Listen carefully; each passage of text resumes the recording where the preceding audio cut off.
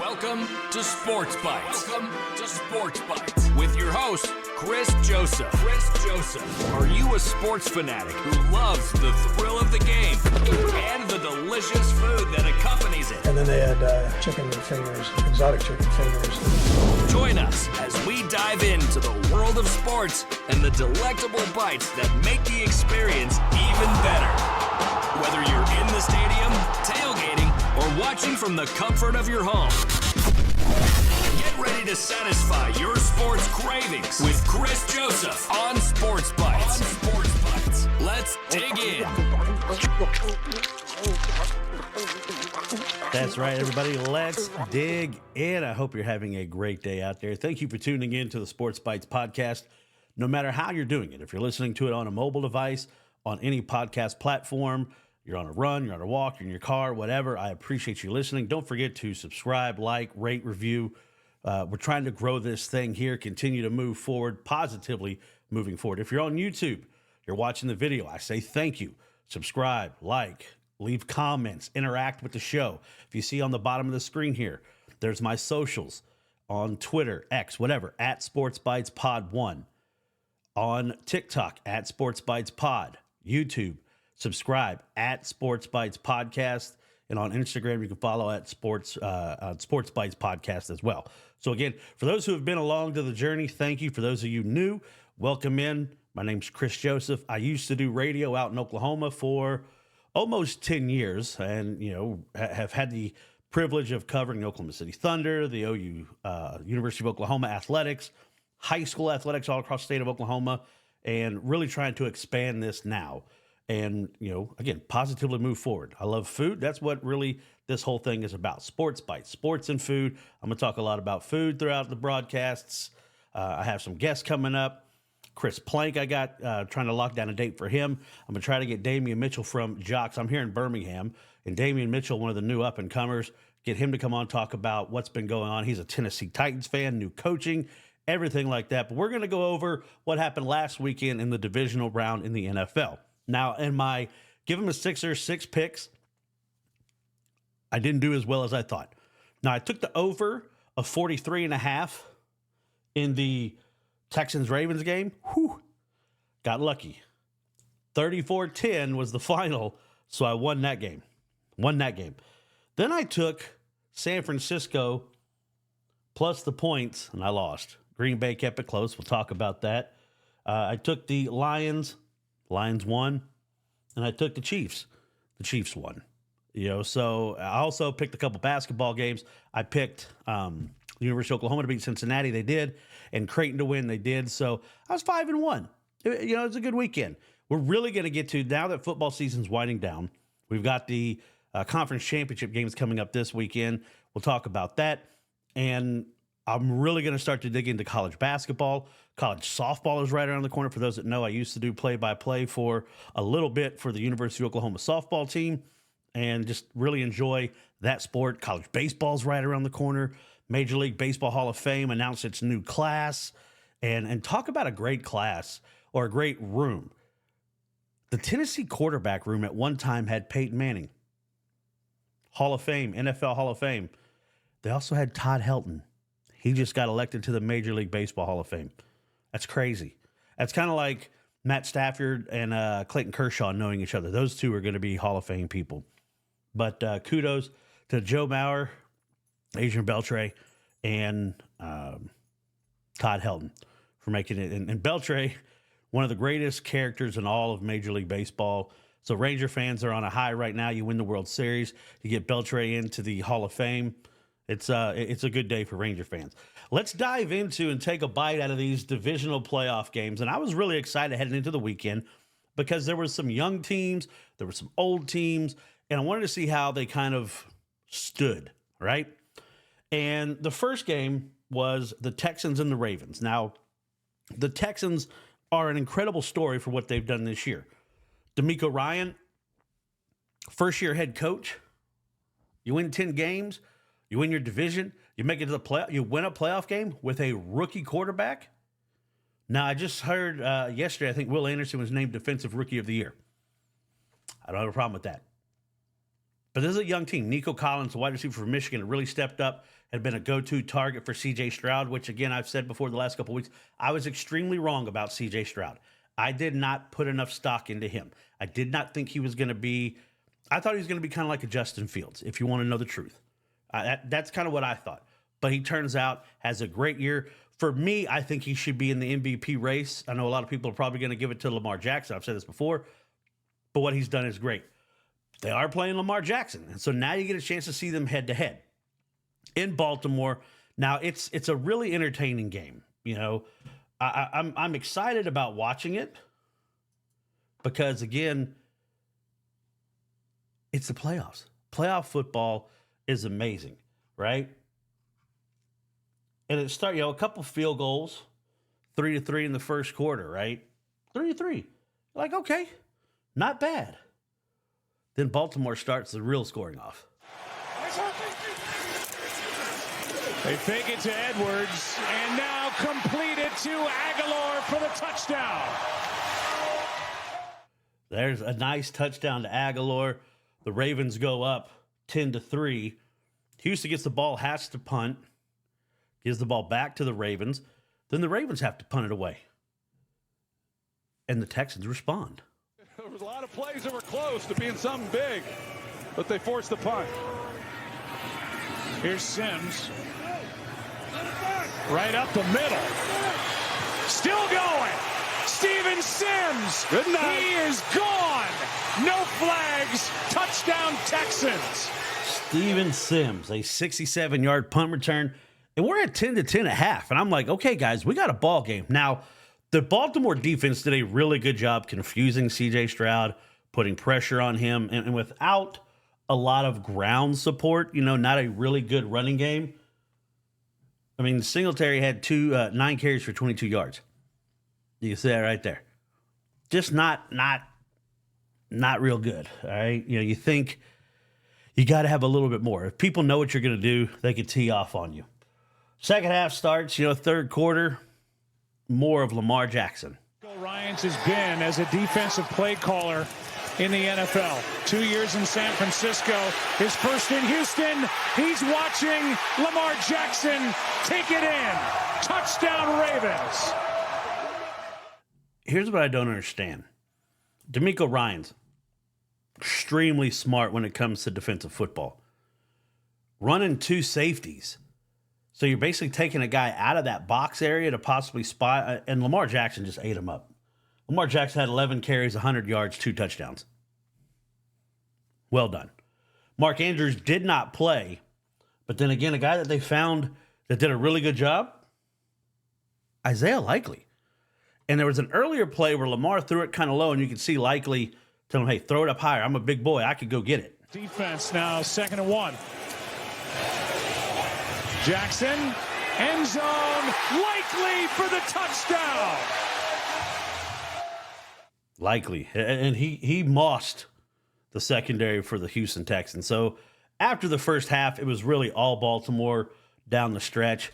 And they did a really good job kind of bottling up C.J. Stroud, Nico Collins. If you look at some of the stats right there, C.J. Stroud was 19 of 33, 175 yards, no touchdowns, no interceptions. They only gained 38 yards rushing. Ooh, not good. To where the Baltimore Ravens rushed for 229 yards. Justice Hill, 66 yards. Lamar Jackson was 16 of 22, 152 yards, 2 touchdowns, no interceptions. Zay Flowers, a fantastic rookie, a lot that they could build on. Really did a good job. But Baltimore wins 34-10. They await the winner of the Kansas City-Buffalo game, right? Now they're going to host in Baltimore. So, again, another playoff game in Baltimore. So the next game up was San Francisco and Green Bay. So the number ones all played on Saturday. And this was intriguing to me because I was really interested in, could Jordan Love and the Packers bring forth the same thing that they did in the first playoff game against the Dallas Cowboys? Now, again, a little bit different beast. Offensively, Purdy was playing really well. Dallas had Dak and CD, but with the 49ers, Purdy playing well, McCaffrey, Kittle, Debo, and Debo got hurt and missed most of the game after a couple catches in the first half. But this turned out to be a really, really good game. A really good game. I was intrigued by it. I mean, Green Bay goes up, scores first. It's raining all day. It kind of reminds you of all those playoff games at Old Candlestick. It's rainy, it's muddy. You see Steve Young with mud all over him, or Joe Montana, Jerry Rice, all that stuff. But it's there. Green Bay goes out, kicks a field goal first, but they start to click on offense. The next thing you know, they find my buddy, George Kittle. Playoff time, I'm not letting defenses dictate my play call from their coverage look. Third down. Blitz is coming. Purdy has it blocked. Floating one downfield for Kittle. He's got it. Touchdown, San Francisco. Attaboy, Georgie. Again, I've told the story numerous times. To watch him grow and mature from what he was when I used to do play-by-play for, when he played at high school, seeing him at Norman High, and then going to Iowa, turning into what he has become and the success he's had. It's one of those, you're happy for it. You're happy for his success because it hasn't changed him. He's still the same guy. But a great route. He's got speed. He's got strength. They make the catch. So, boom. It's 7-3. Packers add another field goal. Then they start rolling. So we end the half at 7-6. Not a lot of scoring. 7-6. Then Jordan Love found Bo Melton. It's Love. Couple fakes. Going wide open in the end zone. It is. Melton, does he get the feet down? He is. Touchdown. It's a great throw. I thought he overthrew it. Bo Melton did a really good job at the back of the end zone, securing the ball, getting that foot down. Did a great job. Love it. So I'm like, okay, Green Bay's here to play. Green Bay's here to play. Then they just kept feeding Christian McCaffrey. That guy, unbelievable. McCaffrey scores! 49ers in front! I love what I've seen there. And they're moving forward. That one made it actually 24-21 for the 49ers. And then late in the game, Jordan Love did the one thing. He played so well, but Jordan Love did the one thing you're not supposed to do at any time, much less as a young quarterback in a playoff game on the road. Need at least 25 yards. Love. Pressure up the middle. Runs away. Throws across his body. And that is picked. 49ers have it. Greenlaw. Still up. He needs to get down. Greenlaw still on his feet. He's got to go down. Just go down and the game's over. San Francisco. And that was funny with Greenlaw still on the field. It reminded me of the movie The Replacements, when the guy gets the interception, he's running back and forth and was like, go down. And Shane Falco had to tackle. His whole teammates like yelling, go down, because it would have been just the kind of playoff craziness if Greenlaw would have fumbled and it led to the Packers getting the ball back and tying it, winning it, whatever. But they secure it. Again, Green Bay, the youngest team in the NFL, goes out there and pushes what a lot of people think is going to be the NFC champion to the brink on the road. I mean, they went on the road in 2 games at Dallas, who hadn't lost a game in Dallas all year. They knock off Dallas, and they played extremely well against the 49ers, except that last throw. Now, if you look at stats, Jordan Love, 21 of 34, 194 yards. He had two interceptions. That's a big key there. Brock Purdy, 23 of 39, 252, 1 touchdown. McCaffrey, 17 carries, 98 yards. Aaron Jones had a great game running the football for the Packers, and I think they're going to be a force for a little bit. 18 carries, 108 yards. Looked really good. Romeo Doubs played well. Bo Melton has a touchdown. So did Tucker Kraft. Really like what I saw from the Green Bay Packers. Now they come up short, but San Francisco now, just like the Ravens, they were a 1 seed. Now they're going to host, okay? They're hosting the NFC Championship game. And who's going to be their opponent? Because they're either going to play the Detroit Lions, who are playing at home against Tampa, or the Tampa Bay Buccaneers. And that was the first game on Sunday, right? Really enjoyed the first game. I was excited to see because, again, yes, you've heard me talk about it. I'm a Baker Mayfield fan. I'm a Baker fan. Got to interview him, got to be around him. I think he's, I think he's earned his way to having a contract through the Detroit Lions. See Amon-Ra St. Brown right there. He's my favorite player on the Lions. Him and Aiden Hutchinson are great. But great game, very entertaining game. The score, the Lions pulled away late in this game, but early on it was a defensive battle. Detroit did a really good job putting pressure on Baker Mayfield. There was a lot of unpicked up blitz. Aiden Hutchinson, there was a couple free runners hitting Baker Mayfield. Mike Evans dropped another pass, led to an interception. He, a fantastic 10 years, 1,000 yards, 10 years in a row. Everybody knows what Mike Evans is, okay? He's fantastic. He's a threat, size, speed, everything. He's had some drops lately. But, of course, Baker's thrown some interceptions lately.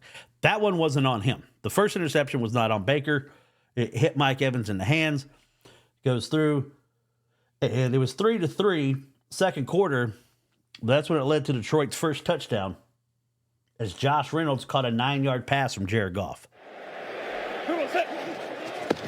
3rd and 5, Goff, end zone, touchdown, Josh Reynolds. Ford Field was rocking. A great environment. The fans of Detroit, you saw people crying in the stands last week. Ford Field was rocking. Campbell, the coach, again, who's not rooting for the Lions, except maybe 49er fans, Chiefs fans, Ravens fans, just everything that happens, when you're playing. I get it. But the Lions are such a good story. They've been so bad for so long, right? But Jared Goff scores that touchdown. But then Baker Mayfield, he responds.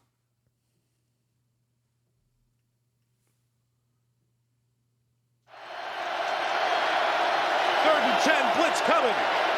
White tries to beat the blitz, and Rachaad White scores a touchdown.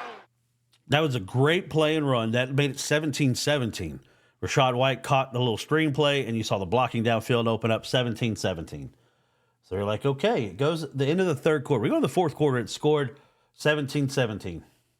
And then one of the best runs I've seen in a long time, Jahmyr Gibbs from the Lions. Much on defense. 2nd and 2. Gibbs, good move in the open field. Gibbs accelerates. Gibbs to the end zone. He's in for the touchdown. It was a great run. He put a move on Winfield, kind of gave him that one-leg plant, goes to the left, then shows the speed, then mushes Winfield out of bounds. Great run by Gibbs. People were curious about that pick for the Lions. It's showing why it's paying off. Jahmyr Gibbs looked great. Then they pulled away to make it 31-17 when they found Amon-Ra St. Brown. The backup tight end, Brock Wright, is being checked on. Anthony Ferkser out of Harvard, 6th-year man, is the second tight end. Goff looking. St. Brown. End zone! Touchdown, Detroit! St. Brown! I love watching that guy play. To me, he's one of the most underrated receivers in the NFL. Him and Terry McLaurin from Washington. I like what they both do.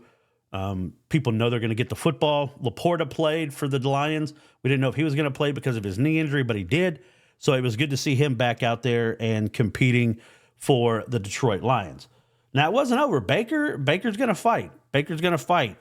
Drove down the field late and found Mike Evans.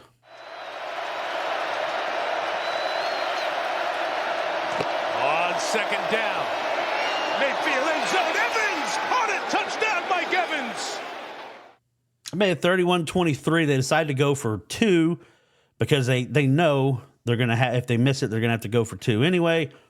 I don't like it. I still would have went for the extra point, but that's me. That's why I'm not a coach. That's why I'm not getting paid millions of dollars to coach football. But they get the ball back.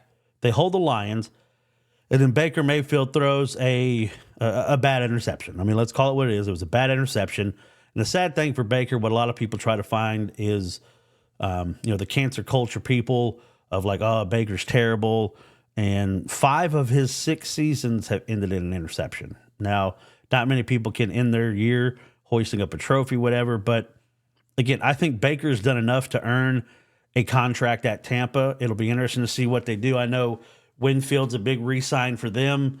I don't know where else they're going to go, but Baker is going to be a free agent. We'll see.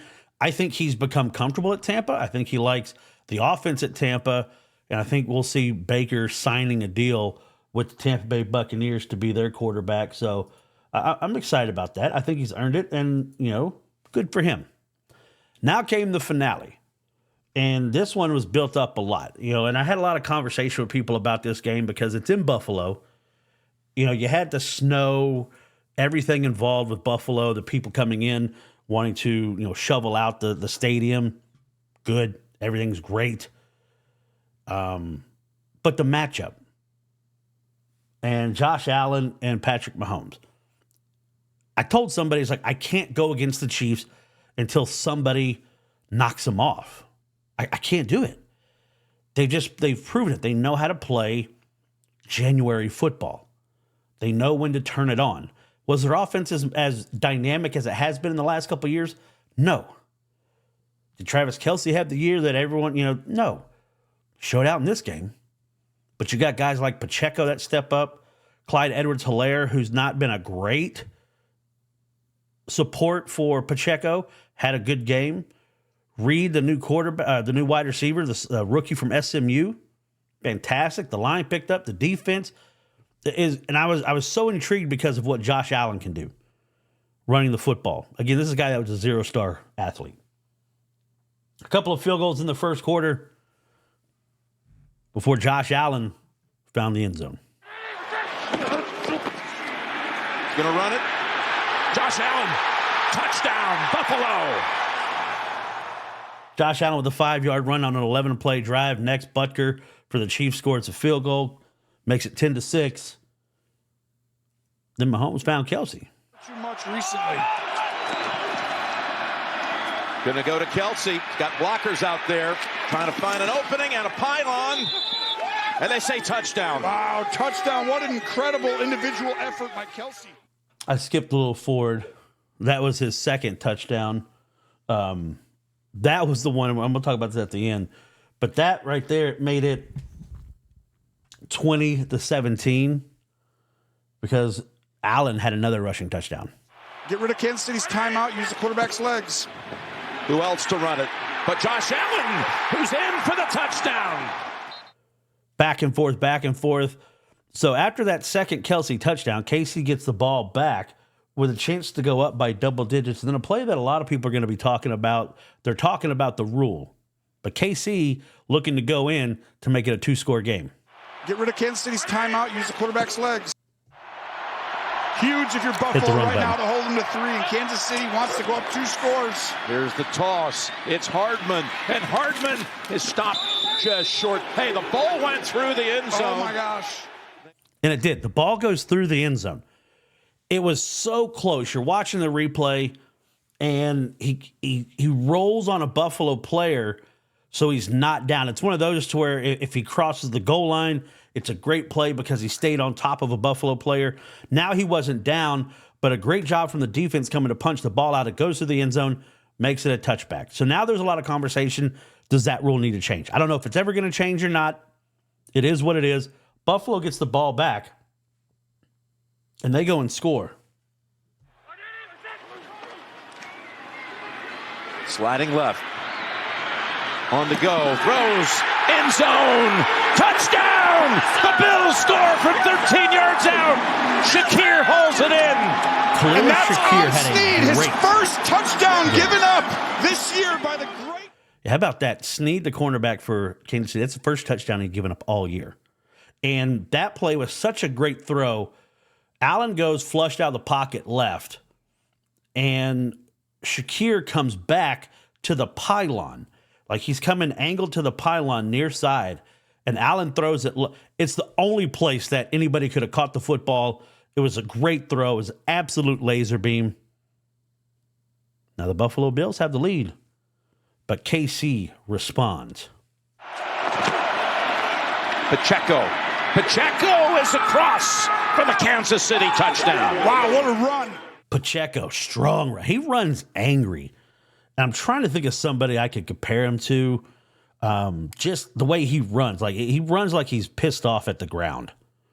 And he's a I've enjoyed watching, and he seems to thrive in the cold weather, playing at Rutgers, what have you. Fantastic athlete. But Buffalo has a chance. Now, there's a lot of heartache in Buffalo, 4 lost Super Bowls. We know about Scott Norwood. And the ghost of Scott Norwood raised his head once again in Orchard Park. Dermott, after his 1-for-3 performance last week, he has tremendous support in the building. If he has to make one for us, with the game on the line, he will. 44 yards, Bass. No, he doesn't make it. Wide right. Wide right again. The ghost of Scott Norwood. Let me tell you this. That looked like one of my golf shots. Like, it was a snap slice to the right. It went up and then went straight. Like, no. And what's so bad is they're talking about it on TV, the broadcast, the announcer Kerr saying, we talked to the coach and he's confident that he can make a game-winning kick. Buffalo loses once again. They lost to Kansas City once again. How about Buffalo gave up a draft pick so that Kansas City could take Mahomes? So you lost to him again. Kansas City now punches its ticket to the AFC Championship. 6 conference championship games in a row. Andy Reid, a lot of people talk about Belichick and him being the GOAT of NFL. People got to start thinking about Andy Reid because he's had a lot of success in NFC, making it to NFC Championship games with the Eagles. It's pretty good. Now, I still think Belichick, for the number of Super Bowls, you're up there. But the story of this game, and let's just talk about it. As a father, as a bigger guy, and I know there's a lot of people out there that are upset about the attention that Taylor Swift gets for being at these games. I don't understand it. Does nothing to me. I enjoy it. She's like a normal person, She's not asking for people to put the cameras on her. She's a girlfriend supporting her boyfriend. She's got new friends now, and Brittany Mahomes, and she's been accepted, and she's welcoming, and she wants to be a part of it. She's not sitting in a booth by herself. She's in there with players, wives, families, all that. Well, there starts coming out pictures and rumors of Jason Kelce, Travis's brother, who plays for the Eagles, at the game, tailgating with the Bills Mafia, slamming beers, everything. And my wife and I are watching the game because, it's always, she wants to see when they show Taylor and everything. And it's fine. She's there enjoying herself. And it cuts to a scene, Travis does a little heart for her. It's great. But they cut, and you see Jason Kelce with his shirt off. And my wife looks, she goes, that's you. And it would be. If I was, I'd probably do the same thing. And he told his wife, Kylie, he said, look, I'm going to jump out of the booth. And he's now become, not only was he voted as one of the sexiest men in the world, so like his momentum and what he's doing, like there's nobody more popular right now probably than Jason Kelce. Now his brother on their podcast, New Heights, which is a great podcast, and it's right, said you need to run for president, you need to capitalize now. And I think he's absolutely right. Because he's out there, big Yeti yell. And let's talk about the athleticism of that man jumping out of the booth, almost slipping in some sweatpants and Timberlands, has the Chief beanie on, slams a Labatt Blue, so he knows what kind of local beer to drink. Good for him. He's drinking a little Labatt Blue and some Bud Light. I saw Bud Light. But when he jumps back into the booth, explosive, powerful, great move. But then, of course, he's a girl dad. He gets back out there, and we've seen the story of the little girl who had the sign. And she tells the story as Jason came down, drank his beer, took a picture with some other fans, and then grabbed her and said, hey, let's go show this sign to Taylor, because the little girl made a sign for Taylor Swift. And you could see the pleasure in Kylie Kelce's face of, that's my man. And that girl, her life is made. Her life is made. Taylor Swift waved at her. And someone made the comment, I think it's true. And as a parent, I agree. Jason Kelce is probably the only man that could be 10 beers deep and you're okay with him picking up your kid. Just very jovial, gregarious, great guy. And he's living his best life. Great family. I mean, he's supporting his brother. Like, his brother scores a touchdown. He's yelling like a Yeti, hanging out of the press box when it's cold. And I mean, just, he's there for his brother, supporting his brother. And that was great. Just like Taylor supporting her boyfriend. It's great. It's all part of it. I don't understand why people get so upset. Are you upset when they show all the famous people on the sidelines? When you see Michael Jordan on the sidelines at a game? When you see Jerry Rice wearing his big old medallions? Yes, they played the game. But if you say, well, let's focus on football, why do you ever show celebrities at the games anyway? Because people want to know about it. And it's helped kind of bridge the gap for people. You know how many people have started watching football now this year because of Taylor Swift? How many women have now wanted to join their husbands, boyfriends, whatever, that are now watching games? Now, granted, is Taylor Swift the reason why they're watching it? Probably. But the fact that they're bringing more people to the product, they're bringing more people together. It's great. Like this weekend. This weekend's my wife's birthday. So I'm recording this on Wednesday, the 23rd. Tomorrow on Thursday, I'm taking my wife down to Panama City for her birthday. It's one of our favorite places, some great restaurants. I get to see my mom and, my stepdad, hang out. We're going to do, dinner. I got dinner planned at some nice restaurants for her birthday. We're going to do some food reviews there. So stay tuned in for that. But it's just, we know. She's like, well, what time are the games Sunday? So Sunday, we could check out at 10 o'clock. And we're going to hit the road at 10 o'clock. It's about a 4.5, 5-hour drive from Birmingham to Panama City. We got to be back for the Ravens-Kansas City game. Got to be back in time. Now, good thing is I've got like my YouTube app and stuff on my phone. I can put it through the Apple Play. We can have the initial game on, the Detroit San Francisco game on, and we'll have a good time with that. But that's going to be your NFL championship weekend. So the Chiefs-Ravens are first, The Lions 49ers are next. Now, of course, my wife at one time lived in Michigan. My stepdaddy's big Michigan fan, Detroit fan. And Detroit, kudos to them. This is their first time since 1991 when they lost to my Redskins 41-10 before Washington went on to beat Buffalo in one of the 4 straight losses for there. Man, I have a bad feeling that Brock Purdy, and someone was laughing at me yesterday when I was like, man, Brock Purdy has a propensity for throwing picks at the most inopportune time. He's like, when? I was like, his whole college career, you saw it. And then look, this year when they played the Ravens, you get one, and it snowballed, right? I think the Lions are a team of destiny right now. As good as the 49ers are, San Francisco by 7. I'm taking the Lions straight up. I think defensively, they can pose a problem to McCaffrey. I think offensively, with Amon-Ra St. Brown, Laporta, Jahmyr Gibbs, the momentum they have going. And now, is it for the heart? Am I pulling for emotion? Yes. Do I think San Francisco is the better team? Probably. But, both Chase Young being a situational player, Chase Young, the freak, the predator. But I don't have the confidence in Brock Purdy. I don't. And he may go out there and prove me wrong.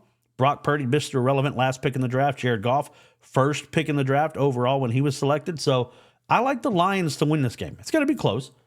It's going to be a nice day. Going to be about 70 degrees out there, so it's not raining. I think it's going to be a fantastic environment, but I like the Lions to win this game. I can't believe I'm saying it, but I like the Lions to win the game. And I'm calling for a rematch because, again, in the Kansas City-Baltimore game, I can't go against Kansas City. I can't go against Kansas City until somebody beats them. Hands down, they know how to play in January. They know how to get it done. Patrick Mahomes knows how to get it done. Now, Lamar Jackson promised, hey, you're going to get a Super Bowl out of me. Here's your chance. Chance to get your Super Bowl. But I like the Chiefs. Again, the ground game. Now, the defense, that's what's going to be entertaining, to see what the defense can do. Can the Kansas City Chiefs, because they got pushed around a little bit by Buffalo, can the Kansas City Chiefs bottle up the Baltimore ground game? Keep Justice Hill in check, Lamar Jackson. What are they going to do there? Are they going to spy on them? It's going to be, but I like Kansas City to win the game. So I'm calling for a Kansas City-Detroit Super Bowl, which is a rematch from, what was it, the first game of the year when they played and Detroit ended up winning? If that's the case, I'll break down that game. But that's my call. Kansas City, Detroit in Vegas for the Super Bowl. There you have it, guys. Kansas City and Detroit. That's my pick. I hope I'm right. I may be wrong. But if I'm wrong, it's happened before. It's going to happen again, right? A little bit to talk about.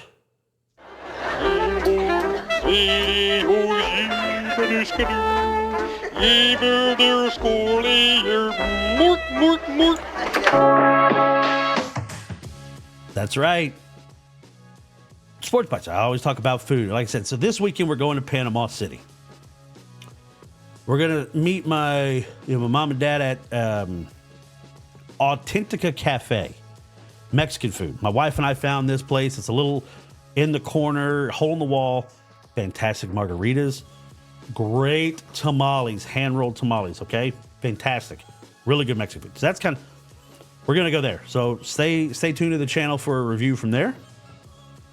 Then Thursday or Friday night for her birthday, there's a place called Firefly.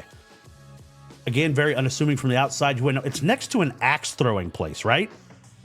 But this is a place where I've had fantastic food like she crab soup with the sherry poured on it. Fantastic. I've had charbroiled octopus. Fantastic. The shrimp and grits. Center cut fillets. I'll tell you what, the desserts. Top shelf bourbon. It's great. I had a Pappy Van Winkle old fashioned while I was there. So good. So good. And then Saturday, we're going to go to a place called Hunt and Gather. It's tapas. I love tapas. I can't wait to go and have tapas. Now, again, we're going to walk around. It's supposed to be nice. It's supposed to be like in the 70s down there. So we might get to sit at the beach for a little bit. I'm going to polar plunge. It's going to be cold. We're going to jump in. We got to do it. I didn't do it the last time. 2 years ago, we were down in Panama City for her birthday. I didn't do it. But I'm going to do it this time. But stay tuned. I'm going to keep you up to date with all the food that we're doing. And then I'm going to start getting into, like, next week, your top choices for Super Bowl food. What do you get? We all know wings. Everybody has wings for the Super Bowl. I'm going to talk about my top 6. Because I think I might move with the games, with the majority of football being gone. I might move my pick 6 into kind of my, everyone has a top 5. I might do my 6 picks as far as food items, movies, shows, which, by the way, if you haven't seen the show American Nightmare, I made a post on social media about it. Oh my God. You need to watch American Nightmare. It is unreal. All right. It's a story about a couple in Vallejo, California back in 2015. And I'm not going to spoil it and really get into it, but if you've seen the movie Gone Girl, kind of same premise. There's an abduction. The boyfriend at the time, he goes in to answer questions. Next thing you know, the cops are kind of making it seem like he did it. Then they interview the woman, and these stories are so far-fetched. I always heard the adage that the devil's in the details. There's so many details that this couple is coming up with.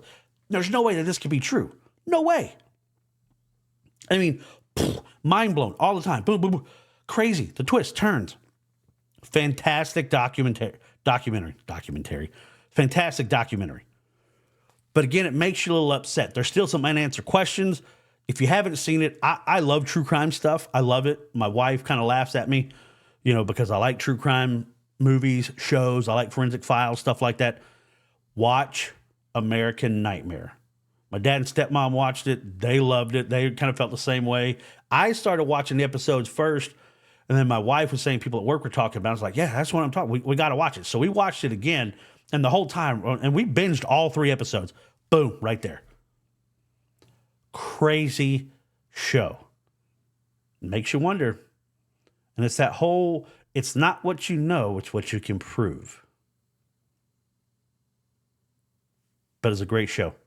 The ending made me sad and happy because the ending, again, I'm not going to spoil it, so you need to go out and watch it. But check it out. Go check out American Nightmare on Netflix if you like true crime. Even if you don't, the story is so crazy. You have to listen to it. You have to enjoy it. But guys, that's going to wrap it up for me today. I hope you enjoyed this broadcast. I hope you enjoy what I'm producing, all the content. If you have any suggestions, interact on the social medias. They're all right there, right? All right there. Interact on social media. Comment on this video on YouTube. Subscribe, like, follow, rate, review on any of the podcast platforms. Interact with me on social media. If there's somebody you want me to try to get, let me know. So you can come on and we'll talk about a lot of stuff. But there's still a lot more planned for this broadcast, for this show, for this podcast. So I hope you guys have a great weekend. Stay safe. Stay warm for those of you who are in cold areas. Enjoy the college basketball, the NBA. I'm going to start diving into the NBA. The Oklahoma City Thunder in first place. Thunder up. But most of all, remember to positively move forward, guys. Thank you for tuning in. Thanks for joining us on this delicious journey through the world of sports and food on Sports Bites. With your host, Chris Joseph. We hope you've enjoyed the game day stories and culinary adventures. Don't forget to hit that subscribe button. And if you've got any mouth-watering sports-related tales or favorite game day recipes, share them with us on social media. Until next time, remember, it's not just about the game. It's about the bites that make it unforgettable. Stay hungry for more Sports Bites.